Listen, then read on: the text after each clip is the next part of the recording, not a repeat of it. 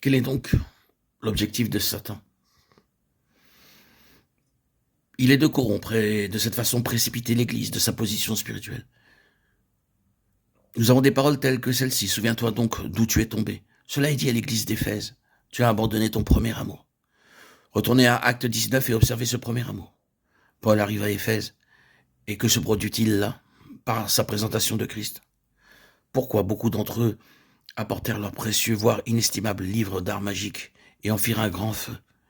Et l'évaluation qui, en effet, représente une somme immense. Et tout cela partit en flammes. Dans une vallée comme Éphèse, où Démétrius est si motivé par les profits des affaires, où le capitalisme est un facteur si important, où l'argent représente beaucoup, une immense fortune est ainsi sacrifiée. Pourquoi? Parce qu'ils se tournèrent vers le Seigneur de tout leur cœur. Le témoignage de Jésus est accepté et établi. Quelle chose! Vous vous souvenez de l'entretien de Paul avec les anciens d'Éphèse? Quelle merveilleuse révélation! Quelle relation dans les choses spirituelles! À juste raison, il lui fut accordé par la permission du Saint-Esprit d'écrire cette lettre circulaire qui avait Éphèse pour base et qui devait parcourir toutes les églises en Asie. Une lettre de dévoilement céleste. Quelle révélation, quelle position!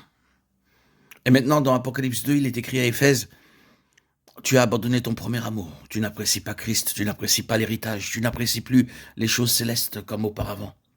Souviens-toi donc d'où tu es tombé. Tombé. Ici, nous trouvons un effondrement spirituel. L'œuvre de Satan ayant précipité Éphèse de sa position céleste. Ainsi, le vainqueur est la personne ou la compagnie qui tient bon en faveur de la pleine révélation de Dieu.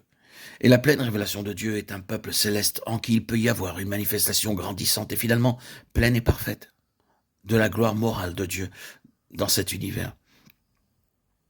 C'est la cité, la nouvelle Jérusalem descendant du ciel d'auprès de Dieu, ayant la gloire de Dieu, son éclat étant semblable à celui d'une pierre très précieuse. C'est là le but auquel Dieu travaille. Donc, bien-aimés, souvenez-vous que l'autorité de ce monde et de cet univers a son centre dans les lieux célestes. N'oublions pas cela. En cet âge, les autorités de ce monde de ténèbres se trouvent dans les lieux célestes. Dans ces lieux célestes, à présent, les principautés et les puissances, les autorités de ce monde de ténèbres agissent et elles font leur œuvre complètement. Oh oui, il n'y a jamais eu de temps comme celui-ci. L'œuvre méchante de Satan se manifeste parmi les nations. Leur dégradation morale apparaît avec toujours plus d'évidence. L'autorité est là, dans les lieux célestes, aussi loin que ce monde en dehors de Christ est concerné.